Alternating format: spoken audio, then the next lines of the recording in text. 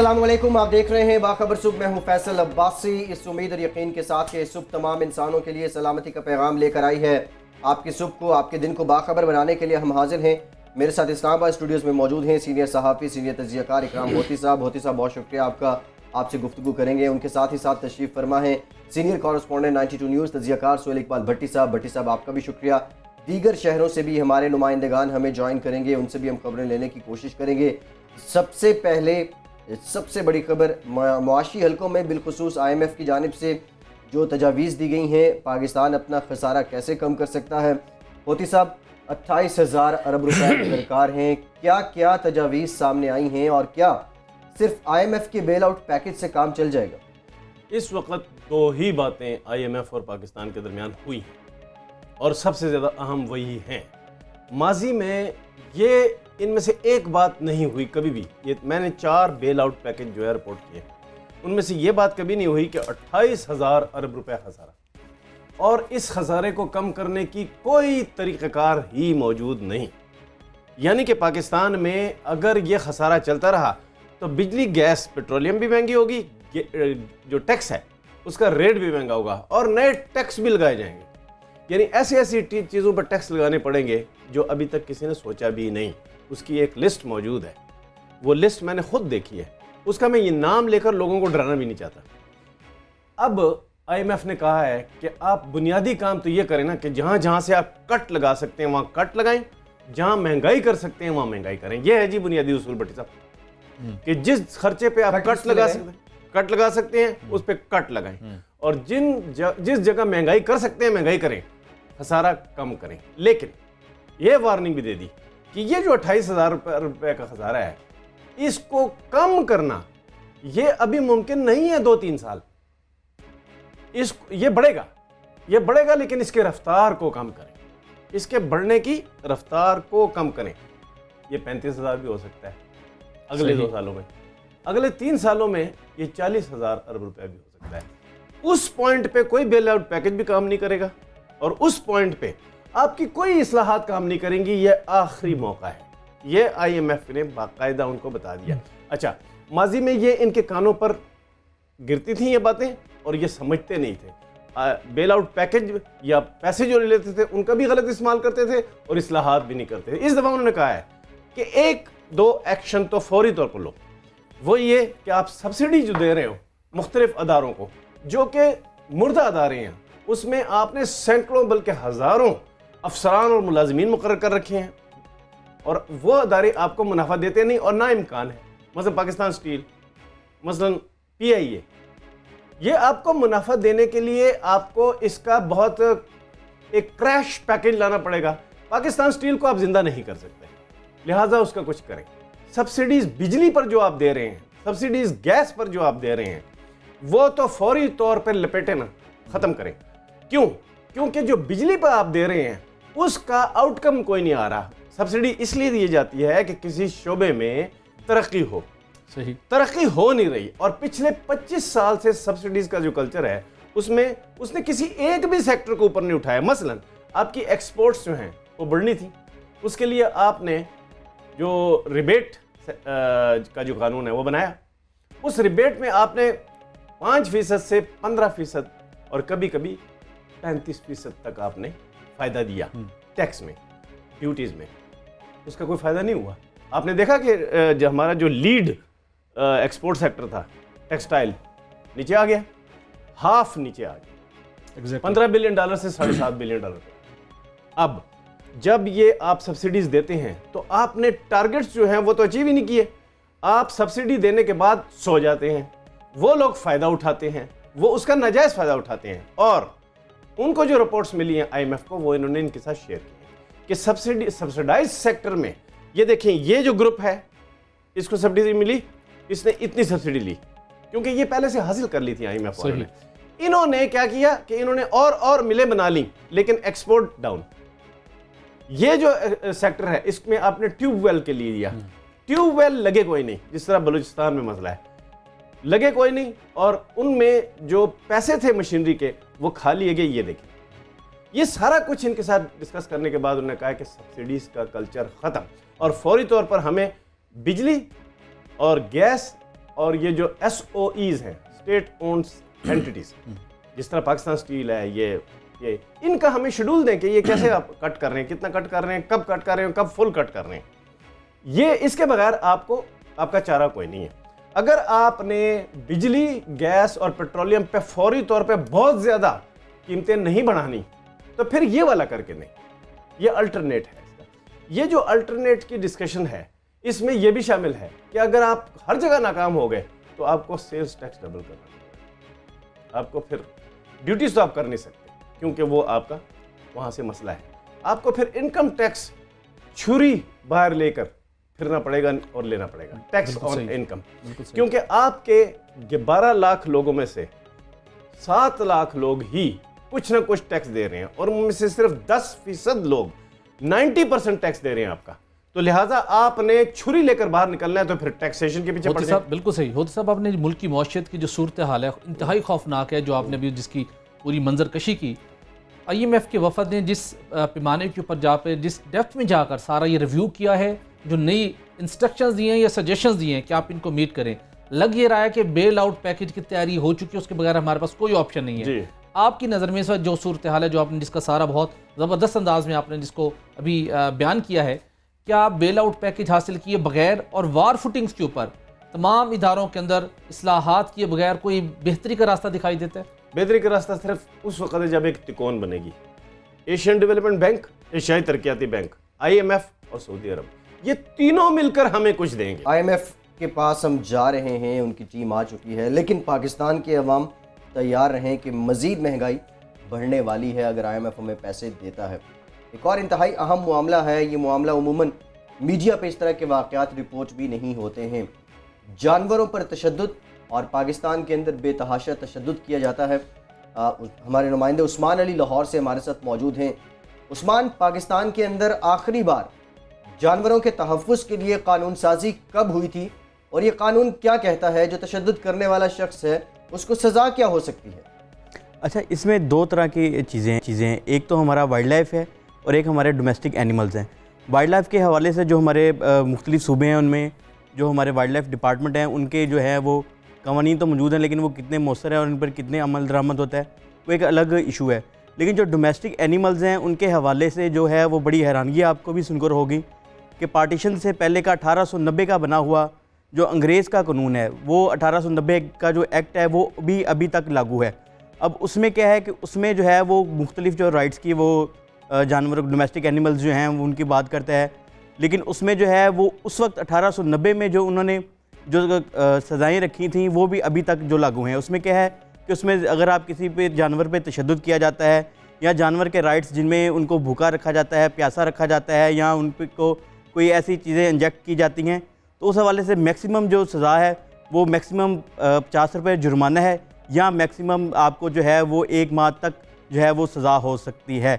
अब ये जो कानून है ये चला आ रहा है, ना कोई इस पर जो है वो कोई इसमें अमेंडमेंट हुई है, ना इसमें जो है वो किसी किस्म की जो है वो मज़ीद कोई कानून लाया जा सका है कि जो हमारे डोमेस्टिक जो एनिमल हैं, जिनको हम पालतू जानवर भी कह सकते हैं, या वो हमारे जानवर जो हमारे माशरे में या हमारे जो इर्द गिर्द हैं आम, जिनमें आप घोड़ा, गधा, हमारे कुत्ते या दूसरे जो बकरी, ये वो इनके हवाले से जो राइट्स हैं या उनके जो हकूक़ हैं वो बिल्कुल भी जो हैं वो एड्रेस नहीं किए जा रहे। बदकिस्मती से अब वही 1890 का जो है वो हमारा 128 साल पुराना जो है वो एक्ट है जो चला आ रहा है। और उसी बहुत शुक्रिया उस्मान, बहुत शुक्रिया, आप लाहौर से मौजूद थे। लेकिन हैरानकुन तौर पे ये सबसे बड़ी बात है कि 1890 से कानून लागू है और जानवरों के तहफ़्फ़ुज़ के लिए, जानवरों पर अदम तशद्दुद के लिए कानूनी तौर पर अब जो मौजूदा वक्त के तकाज़े हैं उनको मलूज़ खातिर रखते हुए नई कानून साजी भी होनी चाहिए।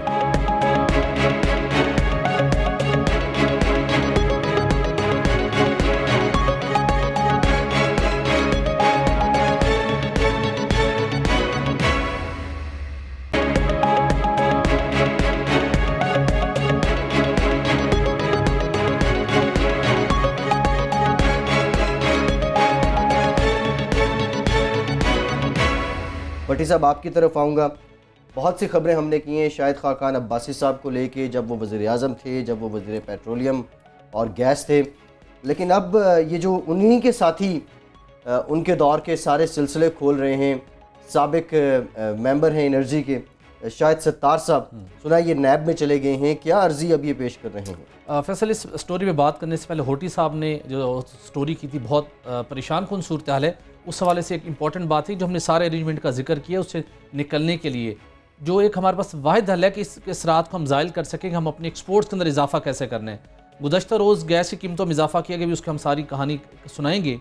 उसके अंदर जो 5 हमारे एक्सपोर्ट्स ज़ीरो रेटेड सेक्टर हैं, उनको हमने गैस का टैरिफ इजाफा नहीं किया, बड़ा भारी रिलीफ दिया है। अवाम ने और दीगर सेक्टर ने उनका बोझ अपने ज़िम्मे लिया है ताकि अपनी उसके अंदर ये एक्सपोर्ट में इजाफा करें। उसके साथ इनके लिए एक्सपोर्ट पैकेज भी मौजूद है। तो अब इनके ऊपर भारी जिम्मेदारी आयद होती है कि कम से कम 1 साल के दौरान 8 से 10 अरब डॉलर एक्सपोर्ट के अंदर हर सूरत इजाफा करें। और उसके साथ साथ वजारत तजारत की काविशों से प्राइम मिनिस्टर ने काउंसिल ऑफ बिजनेस एडवाइज़र भी कायम कर दी है।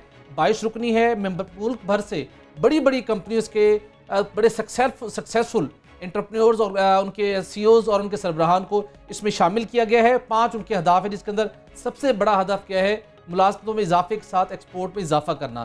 तो उनके ऊपर ये भारी जिम्मेदारी आयद होती है कि आप अपने एक्सपोर्ट्स बढ़ाएं, तो फिर मुल्क की मौशत को जिस वक्त गर्दाब में धंसती जा रही है उसको हम निकाल सकते हैं। ये मामला गैस की कीमतों से मुतल्लिक गवर्नमेंट ने ECC के अंदर जाके गैस की कीमतों में इजाफे का फैसला तो कर लिया था, लेकिन मुअख्खर कर दिया गया। IMF के वफद ने रिव्यू अपना जब मुकम्मल किया, रिव्यू मुकम्मल करने के बाद एक खसूसी नशिस्त का अहतमाम किया गया और वजारत ख़जाना को 2 टोक अंदाज में कहा गया कि उनके पाकिस्तान छोड़ने से पहले गैस की कीमतों में इजाफे का नोटिफिकेशन जारी किया जाए। बसूरत दीगर जो बातचीत आगे बढ़ रही है, डिले आप इसको नहीं कर सकते और इसको इमीडिएटली बैक डेट में जाके इसको एप्लीकेबल करें ताकि जो IMF का टारगेट है वो अचीव हो सके। वो तो इन्होंने कर दिया। अब जो आवाम के ऊपर 1-2 माह के अंदर उनकी स्पेशली मौसम सरमा में जो हालत होगी उन्हें भुगतना पड़ेगी।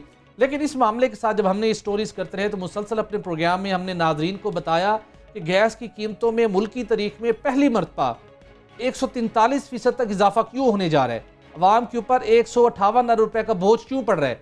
वजह उसकी क्या थी कि साबिक वज़ीर-ए-आज़म और साबिक वज़ीर पेट्रोलियम शाहिद अब्बासी साहब या हो चुका है, ये तो नोटिफाई हो गया ना, हो गया। नहीं, साबिक member energy planning commission Shahid Sattar साहब ने दरखास्त दी नैब को, नैब लाहौर को, कि ये मुजरिमाना गफलत बरती गई है। कंपनियों को अरबों रुपए का खसारे का सामना था, टैरिफ नहीं बढ़ाया गया, नई स्कीमें शुरू की गई और उसके साथ साथ सबसे बड़ा काम क्या किया, जब ये सारा काम कर लिया तो जब जाते हुए मई 2018 के अंदर अगली गवर्नमेंट आए तो उनके गले में आप डाल दें और अब आवाम से रिकवरी का सिलसिला शुरू हो। शाहिद खान अब्बासी साहब ने 22 मई को ECC के इजलास 22 मई 2018 को ECC का इजलास बुलाया, उसमें खामोशी के साथ ये मंजूरी दे दी जो गुज़श्ता 4 साल के दौरान हमने गैस की कीमत में इजाफा नहीं किया, जिसका इम्पैक्ट था 117 अरब रुपए। वो उन्होंने कहा जी कि अब आप आवाम से आइंदा माली साल से वसूली शुरू कर दें, ये मंजूरी भी दे गए। इस सारे मामले को लेकर नैब ले जाया गया, नैब का हमें दस्तावेज मसूल हुई है। ये मामला नैब लाहौर ने इस मामले की तहकीकात शुरू कर दी है, क्योंकि ये मामला है मुल्क के साबिक वज़ीर-ए-आज़म के खिलाफ तहकीकात का मामला है। पहले भी उनके खिलाफ वहाँ पर LNG के मामले के अंदर इंक्वायरीज का सिलसिला जारी है।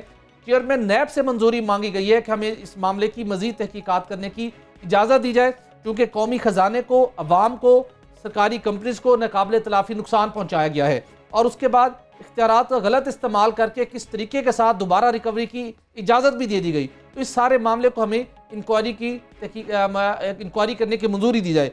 इसके साथ नैब ने अपने खत के अंदर एक और मामला भी लिखा है, ओगरा की गफलत को भी इसके अंदर उजागर किया गया है कि ओगरा का भी रोल है इसके अंदर, चेयरपर्सन ओगरा का भी रोल है कि ओगरा ऑर्डिनेंस की मुताबिक उनकी ये जिम्मेदारी थी। अच्छा, ये बड़ी सबसे बड़ी जो कानून की खिलाफ वर्जी की ओगरा ने, अगर साबिक वज़ीर पेट्रोलियम शाहिद खान अब्बासी साहब कीमतों को किसी दबाव के तहत बरकरार रखवा रहे थे, ओगरा कानून के, ओगरा के ऑर्डिनेंस के सेक्शन 8 के मुताबिक उनकी जिम्मेदारी थी। आपने गैस की कीमतों का तयन किया, डिटरमिन किया, फेडरल गवर्नमेंट को दे दिया। ऑर्डिनेंस में लिखा हुआ है, कानून में लिखा हुआ है कि आपने 40 दिन तक इंतजार करना है। अगर फेडरल गवर्नमेंट आपको एडवाइस देती है, जिस तरह गुज़श्ता रोज दी गई, तो आप उसको नोटिफाई कर दें। अगर फेडरल गवर्नमेंट कोई सब्सिडी नहीं देना चाहती और एडवाइस नहीं देती, तो जो आपने अपनी मंजूरी दी है टैरिफ की, जो डिटरमिन की है, उसको एज इट इज आपने नोटिफाई करना है। ओगरा की कानूनी जिम्मेदारी है, पार्लियामेंट से जो कानून पास हुआ है। लेकिन 4 साल तक ओगरा भी खामोश रहा, चेयरपर्सन ओगरा उज़्मा आदिल साहिबा भी खामोश रही, आंखें बंद किए रखी। नैब की इस तहकीकात में ओगरा को भी इस मामले के अंदर ओगरा के खिलाफ भी तहकीकात की इजाज़त मांगी गई है कि शाहिद खान अब्बासी साहब एक जानिब ड्यूल रोल प्ले कर रहे थे, अवाम की आंखों में धूल झोंकते हुए कौमी खजाने को, अवाम को नाकाबिले तलाफी पर नुकसान पहुंचा रहे थे जी। और गैस कंज्यूमर को जिसने प्रोटेक्ट करना है, जिसकी बुनियादी जिम्मेदारी है सेफ गार्ड करना है, वो ओगरा है, उसने भी अपने इख्तियारात को इस्तेमाल नहीं किया, वो भी सारे जुर्म के अंदर शरीक हुए। तो उनके खिलाफ ये तहकीकात का कहा गया। उसके साथ इसमें अहम बात है कि ये भी कही गई कि गैस चोरी और लीकेज का खसारा पूरा करने के लिए ओगरा ने सुई नॉर्दर्न के सार्फिन से 11 अरब रुपए इजाफी रिकवर करने की मंजूरी दी।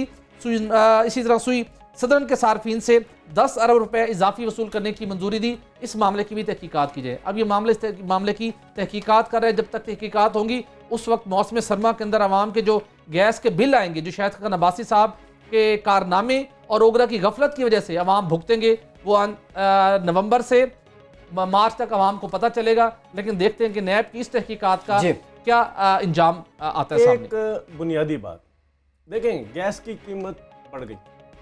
अब गैस की कीमत के साथ ये तो नहीं है कि आवाम को ज़्यादा सिर्फ बिल देना पड़ेगा। गैस की कीमत बढ़ गई है तो क्या इंडस्ट्री को क्या बनेगा? महंगाई का तूफान, बिल नहीं, महंगाई का तूफान। इंडस्ट्री का क्या बनेगा? अच्छा, अब इंडस्ट्री जो है वो आपको जो महंगाई देगी वो उस बिल के अलावा होगा जो कि आप ज़्यादा देंगे गैस पर डायरेक्टली। अब इसके लिए हुकूमत के पास इसको सब्सिडाइज करने का भी कोई तरीका नहीं है कि भाई इस महंगाई को रोकें। क्या हुकूमत के पास कोई ऐसा तरीका है कि माजी की हुकूमत ने और अब इन्होंने जो कर दिया है उससे रिलीफ मिल सके? दुनिया भर में महंगाई का नेमल बदल एक रिलीफ दिया जाता है। अब ये दुनिया में बन गया है और ये क्राइम अगेंस्ट पीपल होता है और इस पर स्टेट के खिलाफ लोग कोर्ट्स में जाते हैं। आपको लग रहा है कि क्या कोर्ट में लोग जाएंगे ऐसा रिलीफ मांगेंगे कि नहीं? यकीनी तौर के ऊपर इस मामले को चैलेंज किया जाएगा। मुल्क की तारीख में पहली मरतबा इतने बड़े परसेंटेज के लिहाज से अवाम के ऊपर बोझ डाला गया है। कुछ सेक्टर्स को आपने रिलीफ दिया है। अगर आपने बिजली के पावर सेक्टर में जो गैस इस्तेमाल होनी 57% आपने महंगी की है, भुगतेगा कौन? आप और मैं, अवाम भुगतेंगे। आपने कमर्शियल सार्फिन के लिए गैस महंगी की है, अल्टीमेटली किसके जेब पर बोझ पड़ेगा? अवाम की जेब से पैसे निकलेंगे। उसके बाद जो कमर्शियल सार्फिन तंदूर के ऊपर रोटी बनती है, रोटी महंगी होने जा रही है। सीमेंट के रेट बढ़ाया गया, सीमेंट महंगी होगी तो कौन भुगतेंगे? अवाम। अब आपने बात किया गवर्नमेंट की जानिब से रिलीफ की, कोई सूरत हाल नहीं है रिलीफ देने की। रिलीफ का हमेशा एक शिकार होता है, या तो आप खजाने से पैसा निकालें, आप सब्सिडी दे दें, सब्सिडी आप दे नहीं सकते। दूसरा यह है कि किसी भी हवाले से आप मुख्तलिफ अशिया को सस्ता करने के लिए गवर्नमेंट टैक्स कम कर दे, जिसका सवाल ही पैदा नहीं होता। अल्टीमेटली रिलीफ का कोई इम्कान नहीं है। अब वक्त आ गया है कि सुप्रीम कोर्ट खुद सो मोटो नोटिस ले, खुद। ये सबसे बड़ा भारी बोझ है जो आवाम पे डल रहा है। अच्छा, डल रहा है तारीख की वजह से, माजी की वजह से इनको डालना पड़ रहा है। लेकिन सुप्रीम कोर्ट एक्सपर्ट्स को बुलाए और उन्हें कहें कि इसको बैलेंस आउट किस तरह किया जाए, यानी कि इंडस्ट्री को भी तहफ़्फ़ुज़ दिया जाए, आवाम को भी तहफ़्फ़ुज़। एक तजवीज़ जरूर है, एक तजवीज़ बड़ी मौसर है। नैब की तहकीकात को कुछ ही अब्बासी साहब को सजा मत दिलवाए, एक काम करे सिर्फ। जो 4 साल तक उन्होंने गैस की कीमत को नहीं बढ़ने दिया और फिर खुद मई 2018 में कहा जी अब पिछले 4 साल की रिकवरी कर लें, उन्हें पकड़ें, उनकी कंपनी से, उनके जेब से, उनके अकाउंट से पैसे निकलवाएं कि आपने क्यों पहले रोके रखे पैसे, बैंकों का मार्कअप कंपनी के ऊपर चढ़ा, जो वो नुकसान है 15-20 अरब रुपए का, वो अब्बासी साहब से रिकवरी करनी चाहिए। बड़ी सब सिर्फ इसी नुक्ते पे अगर तहकीकात कर लें हमारे इदारे तो यही पाकिस्तान के अवाम के लिए बहुत बड़ा रिलीफ हो जाएगा। एक ब्रेक के बाद कुछ दीगर मामलात की बात।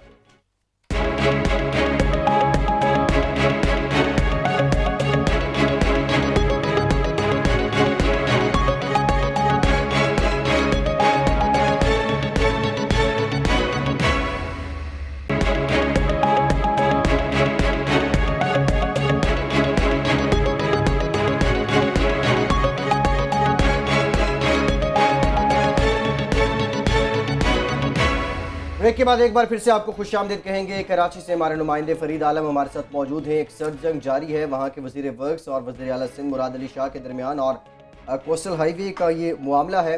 इससे पहले भी जो नासिर हुसैन शाह साहब रहे हैं, बहुत से पीपल्स पार्टी के लोग उनसे इख्तलाफात करते रहे हैं। फरीद आलम, अब इख्तलाफात की बुनियादी वजह क्या है? जी, नासिर हुसैन शाह और वज़ीर आला सिंध मुराद अली शाह के दरमियान इख्तलाफात की बड़ी वजह जो इस वक्त बनी है, ठट्टा कोस्टल हाईवे की स्कीम है, जिस पे वज़ीर आला सिंध और वज़ीर works and services Nasir Hussain Shah के दरमियान इख्तलाफात शिद्दत इख्तियार कर चुके हैं। हुकूमत सिंध की स्कीमें 8 अरब 50 करोड़ रुपए की ये स्कीम है जिसकी मंजूरी दी गई है और बजट के अंदर रवा माली साल के बजट में इसके लिए 2 अरब रुपए मुख्तस कर दिए गए। नासिर हुसैन शाह जब को कलमबंदान मिला वर्क एंड सर्विसेज का, तो उस दौरान जब उनको ये मालूमात हुई कि आफाक हैदर शाह जो है मुकम्मल तौर पर इस पर इजारादारी कायम कर चुके हैं और उनके लिए किसी सूरत मुमकिन नहीं है कि आफाक हैदर शाह के होते हुए वो मज़ीद स्कीमों में अपनी जो है अपनी कोई मुदाखलत कर सके, तो उन्होंने अपनी एक टीम बनाना शुरू की मुख्तलिफ सीनियर अफसरान को लेकर, ताकि महकमे की कारकर्दगी को बेहतर बनाया जाए और मज़ीद जो स्कीमें आ रही हैं महकमे की उनको किसी तौर पर ख़राब होने से बचाया जाए। जब उन्होंने अपनी टीम बनाना शुरू की, आफाक हैदर शाह साहब ने वज़ीर आला सिंध मुराद अली शाह को से मिलकर महकमे के 6 सीनियर अफसरान को 13 सितंबर के दिन एक ही रोज़ में 6 सीनियर अफसरान को तबादला करा दिया, महकमे से निकलवा दिया, बाहर निकलवा दिया।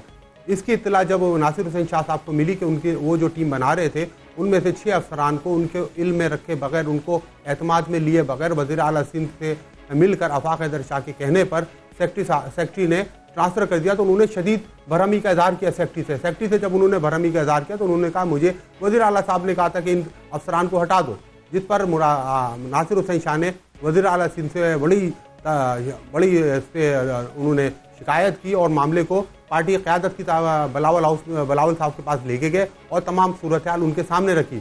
इस दौरान जब ये बात सख्ती बढ़ती चली गई तो नासिर हुसैन शाह वज़ीर जो है वर्क एंड सर्विसेज के और वज़ीर आला सिंध मुराद अली शाह के दरमियान शदीद तल्ख कलामी हुई। नासिर हुसैन शाह का मौक़िफ़ ये था कि जो हमें ज़राए बताते हैं कि वज़ीर आला सिंध अपने इख्तियारात का गैर नाजायज़ इस्तेमाल करते हुए, गैर कानूनी इस्तेमाल करते हुए आफाक हैदर शाह जो कि ऐसी सुपरिटेंडेंट इंजीनियर हैं, उनको नवाजने के लिए, उनको प्रोटेक्ट करने के लिए जो है ये सारे इक़दाम कर रहे हैं। नेशनल ठट्टा कोस्टल हाईवे का जो स्कीम है ये 8 अरब 50 करोड़ रुपए की स्कीम है। इसके अंदर जो है जब ये बात खुली तो दीगर जो पीपल्स पार्टी के बड़े रहनुमा हैं वो भी इस स्कीम को हासिल करने के लिए मैदान में अब कूद पर हैं। देखिए हर ठेकेदार की ये कोशिश होती है कि सड़कों का काम उसे मिले, क्योंकि सड़कों के काम में बेइंतहा फ़ायदा है। 8 अरब 50 करोड़ रुपए की ये स्कीम है, इसका हाल अब ये टेंडर की तरफ जारी है, इसकी टेंडरिंग का अमल शुरू हो चुका है। इसका टेंडर हासिल करने के लिए ठट्टा के एक MP हैं ठट्टा से पीपल्स पार्टी के, वो भी अब मैदान में आ गए, जो आफाक हैदर शाह की दरपर्दा सरपरस्ती कर रहे हैं, जिसकी वजह से आफाक हैदर शाह किसी सूरत जो है वजीर के अहकाम मानने को तैयार ही नहीं है।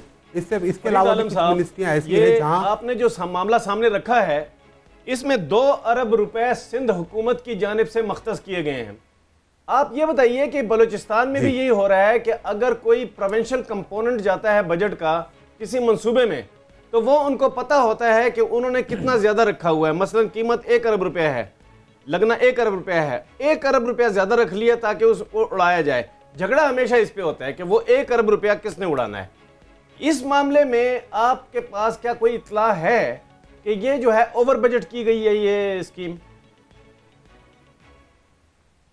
जी बिल्कुल, देखें सिंध के अंदर गुज़िश्ता 10 सालों से जो कुछ भी हो रहा है तरक्याती काम जो है शहरों की तरक्की के लिए नहीं किए जा रहे बल्कि ये अपनी तरक्की के लिए किए जाते हैं। देखें इस वक्त सिंध के अंदर जो तरक्याती कामों पे बजट तरक्याती काम है इसके ऊपर जो कमीशन की शरह है वो तकरीबन 37% से बढ़ के 40% तक जा पहुंची है। यानी कि कोई स्कीम अगर 1 लाख रुपए की स्कीम है तो वो इस वक्त जाके 5 लाख रुपए में मुकम्मल होती है, उस पर 4 लाख रुपए इजाफी रखे जाते हैं, क्योंकि वो अफसरान का अपना करप्शन है। एक टेंडर जब टेंडरिंग से लेके टेंडर की आप सेंशन कराने जाते हैं तो 6 से 8% उसके सेंशन अमाउंट आपको रिश्वत के तौर पे देना पड़ती है।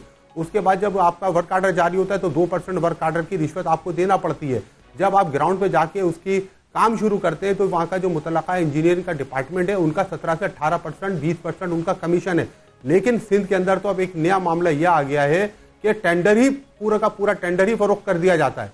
यानी कि किसी ठेकेदार से मिलके या तो वहां पर पूल करा दिया जाता है 2%, 3%, 5% पे, तो वो पैसे जो ठेकेदार वो ठेका लेता है वो 6% ठेकेदारों को तकसीम करता है। तो ये एक इजाफी बोझ पड़ता है। ये जो 8 अरब 50 करोड़ रुपए की स्कीम है, अगर इसको हम इसमें से कमीशन की जो शरह जो रिश्वत है अगर हम वो निकाल दें तो ये स्कीम हमारी 4 अरब रुपए में मुकम्मल हो सकती है। बड़ा अच्छा ट्रैक रिकॉर्ड है। बड़े हैरानकुन बात है कि वो भी कुछ मंसूबों के अंदर बेजा मुदाखलत कर रहे हैं, स्पेशली जब एक मंसूबे का भी टेंडर होना बाकी है। उस टेंडर से कबल अगर वो मनपसंद अफसरान को वहां पे लाना चाहते हैं तो इसका मतलब है कि 8 अरब रुपए के मंसूबे के लिए जो शफाफियत की बुनियादी शर्त है कि आप टेंडर को शफाफ तरीके से एग्जीक्यूट करें ताकि मेरिट के ऊपर जो भी टेंडर विन करता है वो कर सके। अगर आप मनपसंद अफसरान को अभी से वहाँ पर लाना चाह रहे हैं और सर जंग की वजह यही है, तो इसका मतलब है कि आपने टेंडर से पहले ही किसी न किसी ठेकेदार के साथ मामला तय है कि इसी को ही ये ठेका देना है, और उसके लिए वहाँ पर लाजिम है कि टेंडरिंग प्रोसेस से पहले वहाँ पर आपके मंजूर नज़र आपके काबिल एतमाद अफसरान मौजूद हों। तो ये तो पेपरा रूल्स की भी बड़ी सरीहन खिलाफ वर्जी है। लेकिन देखिए इसी से बचने के लिए तो अफसरान को लगाया जाता है, अपने मनपसंद अफसरान को। वो अफसरान वहाँ पर बैठ के वो ये करते हैं कि वो मुख्तलिफ ठेकेदार जो इसमें दिलचस्पी रखते हैं उनको बिठाल के वहाँ पूल करवा देते हैं, ताकि कोई मामला जो है सेपरा में या पेपरा में नहीं जाए या नैब की तरफ नहीं जाए, वो पूल करा देते हैं, ठेकेदारों को दे देते हैं। अब ये 8 अरब 50 करोड़ रुपए की स्कीम है। जब इसमें मामला अपने देखिए, रोड का काम ऐसा काम है जिसके अंदर बेपनाह मुनाफा है, और इसको हासिल करने के लिए हर ठेकेदार ये चाहता है कि किसी भी तरीके से ये रोड का काम मुझे मिल जाए। अब ये इतनी बड़ी स्कीम है, 3 साल में इसको स्कीम को मुकम्मल होना है। ये किसी सूरत अब ये 8 अरब 50 करोड़ से जाके ये 12-13 अरब रुपए में बनेगी, क्योंकि इससे माजी में जो हमें तजुर्बात है सिंध के अंदर जो भी तरक्याती काम है, वज़ीर आला सिंध साहब ये दुनिया को समझती है कि वो इन चीज़ों से वो जाहिर करते हैं कि मैं दूर हूँ, लेकिन वो किसी सूरत कभी भी इससे दूर नहीं हुए। उन्होंने जब से मेगा प्रोजेक्ट में यहाँ पर कराची के अंदर कई स्कीमें हुई है, सिंध के अंदर कई स्कीमें हुई है, और वो चंद मखसूस ठेकेदारों को ही दी गई हैं। ये प्री क्वालिफिकेशन करते हैं, प्री क्वालिफिकेशन कार्ड में मौजूद थे। एक छोटी भट्टी साहब, ये बहुत जबरदस्त स्टोरी है। इन्होंने एक बात की है कि टेंडर पहले से फरोख्त हो चुका है। ये जो है हम बलूचिस्तान के बारे में कहते रहे, किसी के कान पे जूं नहीं रेंगी, नैब ने कुछ नहीं किया, FIA ने कुछ नहीं किया। आज वहां पे ये हालत है कि तनख्वाहें, कल हमारी स्टोरी हुई है ना यहाँ पर कि तनख्वाहें देने के लिए पैसे नहीं है, यानी कि उन टेंडर को फरोख्त करके ठेकेदार और अफसर और सियासतदान के दरमियान पैसे तकसीम करने के लिए तो हैं जी, लेकिन तनख्वाहें देने के लिए नहीं होती। ठीक है, लेकिन होती साहब ये भी जानना जरूरी है कि वज़ीर आला सिंध और वज़ीर वर्क नासिर हुसैन शाह के दरमियान जो सर्द जंग जारी है, ये ज़ाती मफादात के लिए है या अवाम की बहबूद के लिए है? ये बहुत बड़ा सवाल है।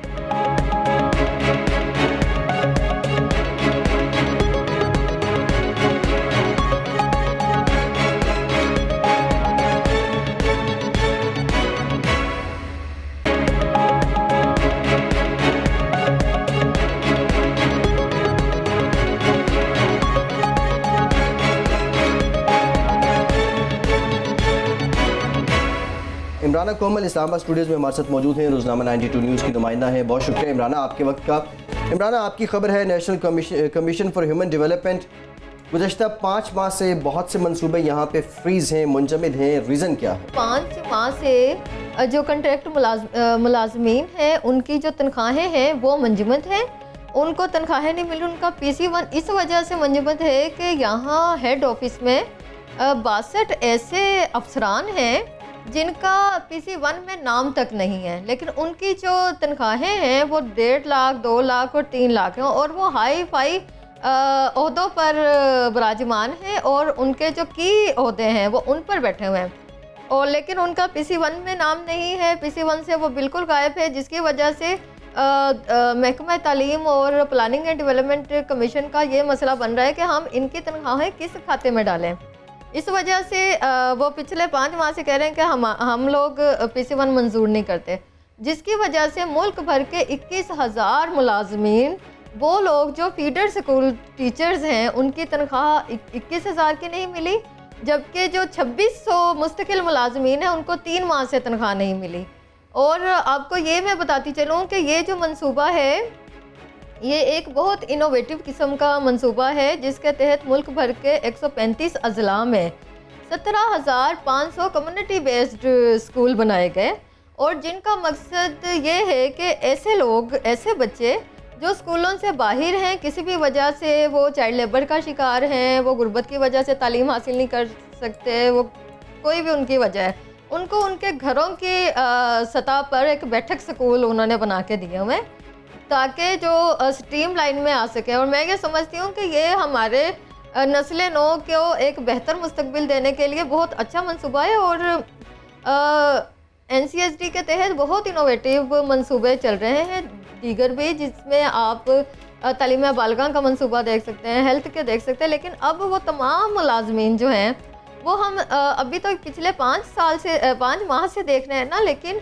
ये जो मुलाजमीन हैं 2010 से अपने हकूक़ के हसूल के लिए पूरे मुल्क में बरसरे बेकार रहते हैं। कभी ये इस्लामाबाद प्रेस क्लब के सामने धरना देते हैं, कभी सुप्रीम कोर्ट के सामने, कभी अपने अपने अजला के सामने, कभी गवर्नर हाउस के सामने, कभी कौमी असम्बली के सामने, लेकिन इनके मसाइल ताहाल हल नहीं होते। और इसके साथ साथ एक के 2013 में खुर्शीद शाह की सरबराही में एक कमेटी कायम हुई थी जिन्होंने तमाम मुलाजमीन को रेगुलाइज करने का और उनको मुस्तकिल करने का और उनको हकूक़ देने के लिए एक मुकम्मल लाहे अमल तय किया था और लोगों तमाम जो मुलाजमीन हैं उनको मुस्तकिल भी कर दिया था।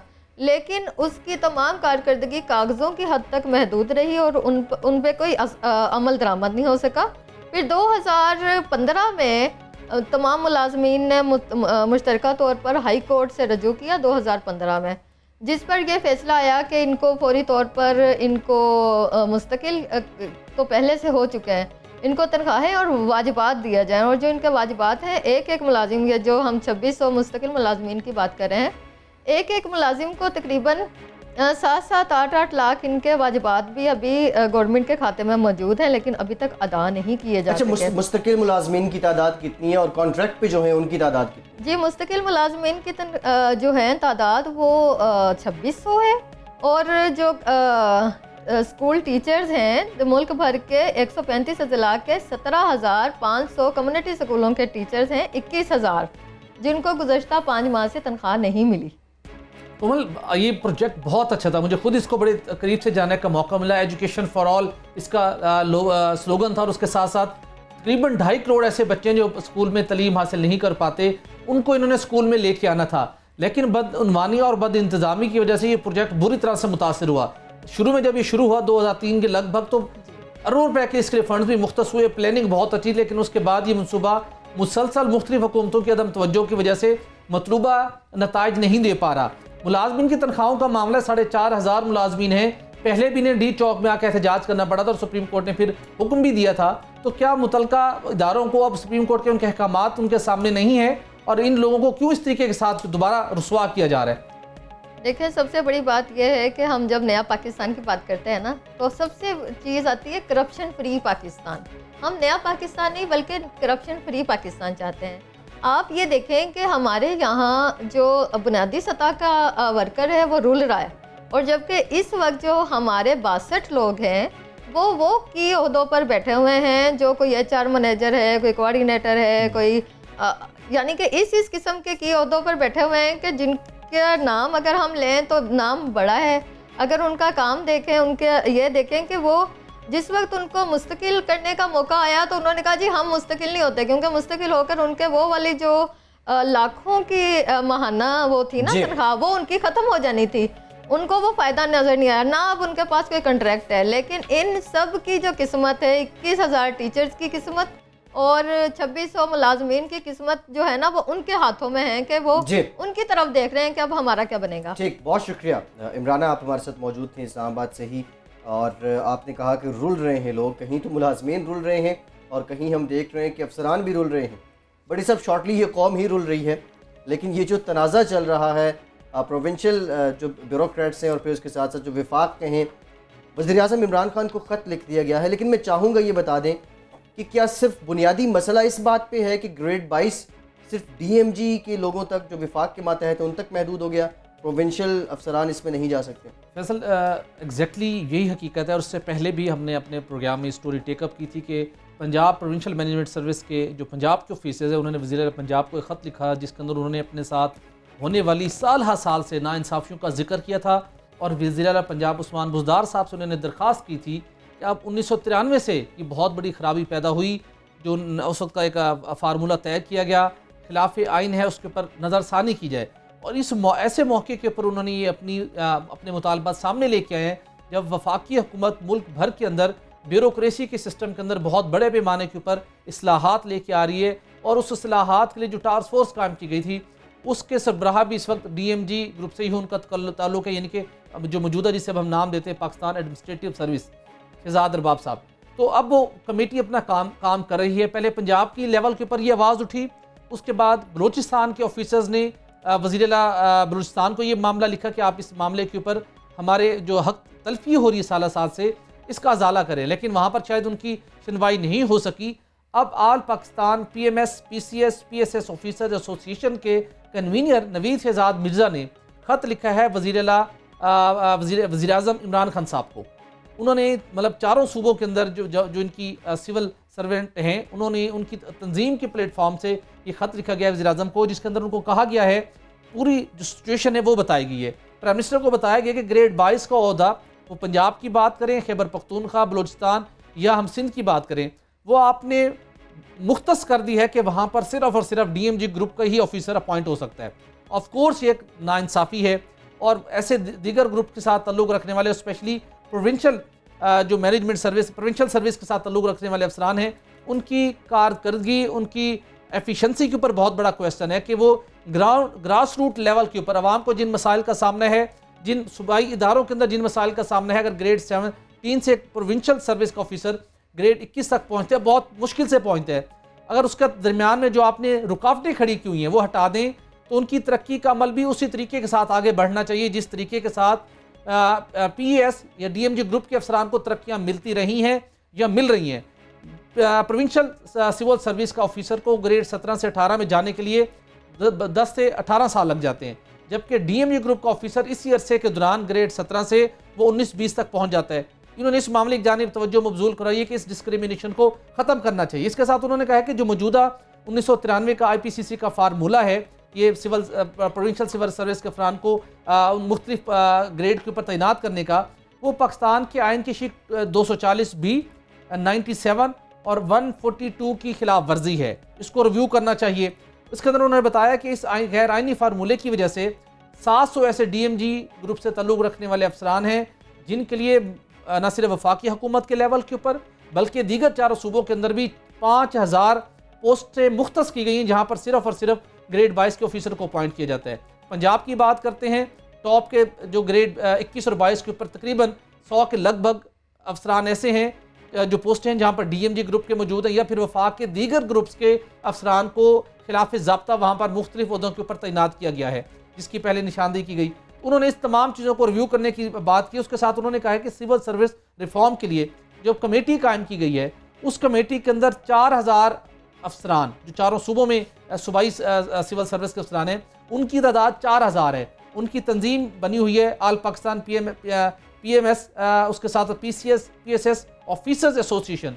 इनके नुमाइंदों को भी उस टास्क फोर्स का हिस्सा बनाया जाए ताकि अगर आप माजी की गलतियों का अजाला करने जा रहे हैं, आप मज़ीद इस्लाहात के ज़रिए ब्यूरोक्रेसी के सिस्टम में मज़ीद बेहतरी लाना चाह रहे हैं, तो फिर इन हक तलफियों का भी अजाला होना चाहिए, वहाँ पर बेहतरी लानी चाहिए। और प्रोविंशियल सिविल सर्विस के अफसर को भी ये हक होना चाहिए कि जो उस सूबे के अवाम के मसाइल को समझता है, जो इदारों के मसाइल को समझता है, ग्रेड 22 के अंदर बैठ के वो उस सूबे के अवाम के दरपेश मसाइल को उस अवाम के उस सूबे के इदारों के बेहतरी के हवाले से अपना किरदार अदा कर सके। इस टास्क फोर्स के अंदर जो वफाकी हुकूमत ने कायम की है, इसके अंदर यकीनी तौर के ऊपर होती साहब इनके नुमाइंदों को भी शरीक करना चाहिए। ये जो अरबाब साहब हैं जिनको पाकिस्तान एडमिनिस्ट्रेटिव सर्विस का हेड लगाया गया, ये जब लग रहे थे, सबसे पहले मैंने स्टोरी ब्रेक की थी कि ये लगेंगे और ये सारी इस्टेब्लिशमेंट को देखेंगे पाकिस्तान की सिविल इस्टेब्लिशमेंट। उस वक्त मैंने एक सवाल भिजवाया था मुख्तलिफ ज़रिए से कि आपसे एक सवाल पूछना है, वो उसका जवाब नहीं मुझे मिला। वो सवाल ये था कि पाकिस्तान में 21 और 22 ग्रेड के अफसरों की भरमार हो चुकी है, पोस्टें नहीं, और ये झगड़ा बनेगा पाकिस्तान में। टॉप की सिविल एडमिनिस्ट्रेटिव सर्विस जो है उनके दरमियान एक हार्ट बर्निंग होगी, सीटें कम हैं, प्रमोशंस ज़्यादा हैं, आप इसको बैलेंस आउट किस तरह करेंगे? वो अब नज़र आ रहा है कि एक झगड़ा चल पड़ा है DMG और ये दूसरों के दरमियान। अब ये झगड़ा चलने के लिए लॉन्ग टर्म जो इस्लाह है, भट्टी साहब आप मुझे गाइड कीजिए, क्या इसके लिए ज़रूरी नहीं है कि अगर आपके पास फ़र्ज़ किया पोस्ट टोटल 70 हैं और आपने 21 और 22 को देनी है, तो और आपके पास 132 हैं जो कि मौजूदा 21-22 में हैं, ग्रेड में हैं, तो उनको बैलेंस करके ये इनके करीब लाया जाए, 100 पोस्ट प्रमोट हो, प्रमोशन 100 पे हो और 60-70 के लिए अवेलेबल हो, और जो बाकी हैं वो प्रमोट ना हो, उसको कम कर दिया जाए। टॉप पे इतनी ज्यादा प्रमोशन जो है वो तो दुनिया में कहीं भी नहीं होती। तो क्या ख्याल है, इसको चेंज नहीं करना चाहिए? यकीनी तौर पर चेंज करना चाहिए और हर सूरत में उनका ज़ाला करना चाहिए। और सब उन्हें भी आप बताएं कि आप कॉम्पिटेंट हैं, आप भी एक मुकाबले के इम्तिहान पास करके आए हैं, आपके ऊपर बैन नहीं है कि आप ग्रेड 22 के अंदर बैठ के सूबे के अवाम की खिदमत नहीं कर सकते। ठीक, प्रोग्राम का वक्त खत्म हो गया। बहुत शुक्रिया इकराम होती साहब आपका, सोहेल इकबाल भट्टी साहब आपका। आज के प्रोग्राम से इतना ही। फैसल अब्बासी को इजाज़त दीजिए।